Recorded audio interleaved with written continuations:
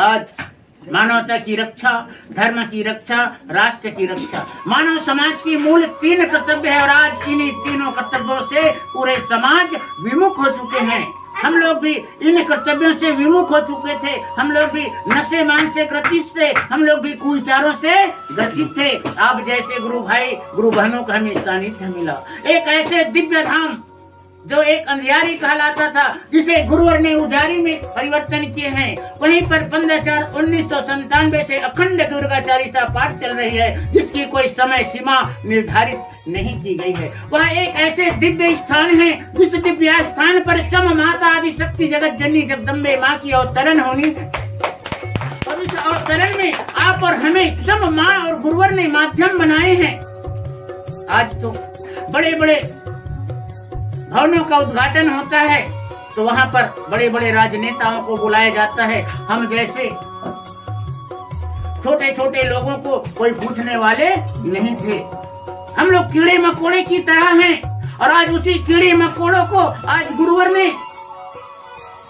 हीरे समझकर, मोती समझकर आज हमें उठाए हैं और इस यात्रा में आगे बढ़ाए हैं। आप स्वयं विचार कर लो, जिस स्थान पर माँ की उपस्थिति होनी है, जिस स्थान पर माँ की आवरण होनी है, उस स्थान पर आपको बैठकर आरती करने का, चालीसा करने का, यहाँ तक उस स्थान की भूमि पूजन करने का आपको सुंदर सौभाग्य ब्रह्म सत्ता ने प्रदान किया है। आज जो तपस्या, जो त्याग, जो बलिदान मेरे गुरुवर के द्वारा दिया गया है। गुरुवर ने अपने आप को अग्नि के पथ पर झोंका और आज अपने पूरे परिवार को भी उन्होंने अग्नि के पथ पर झोंक दिए। और आज यह पथ है, अग्नि का पथ है और यह आप और हम जैसे गुरु भाई के लिए भी गुरुवर ने यह मार्ग प्रदान किया है। मेरे माँ के भक्तों, यह मानव जीवन है वो बड़े सौभाग्य से प्राप्त होता है।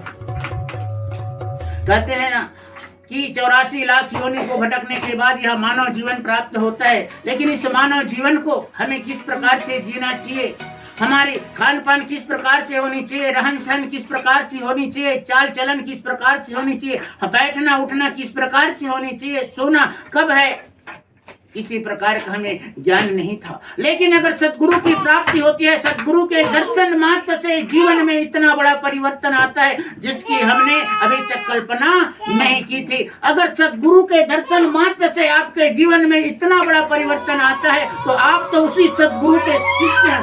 आप स्वयं विचार करो, आप स्वयं मंथन करो, क्या आपने अपने जीवन में परिवर्तन लाए?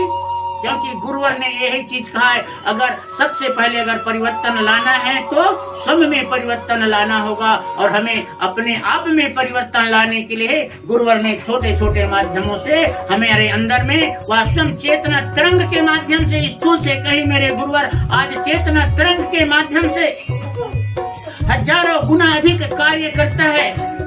और आज तीसरी धारा है तो हमारी सशक्त धारा है, जो सभी समाज की, सभी मानव की रक्षा करना है, वह है राष्ट्र की रक्षा करना। और राष्ट्र की रक्षा करने के लिए तीसरा धारा के रूप में हमें भारतीय शक्ति चेतना पार्टी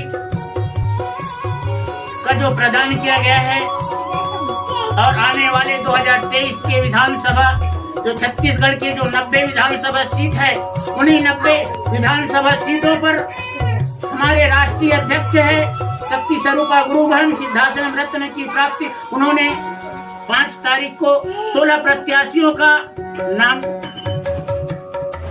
चयन करके अलग अलग विधानसभा से किए हैं और उन्होंने कहा है कि आने वाले जो विधानसभा चुनाव होगा वहां पर हमें सभी 90 प्रत्याशी खड़ी करनी है।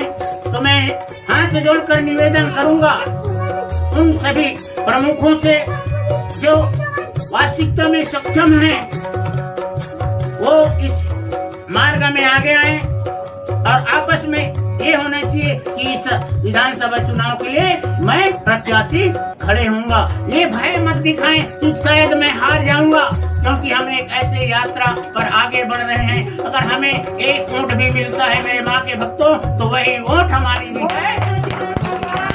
आज हमें एक नींव रखनी है, एक ऐसे नींव रखनी है तो क्योंकि हमें महल की सुख नहीं, नींव का पत्थर बनना है। और ऐसे नींव का पत्थर बनना है तो आने वाले हजारों हजारों पीढ़ी उस पर महल बनाए, लेकिन वह महल डिगने ना पाए।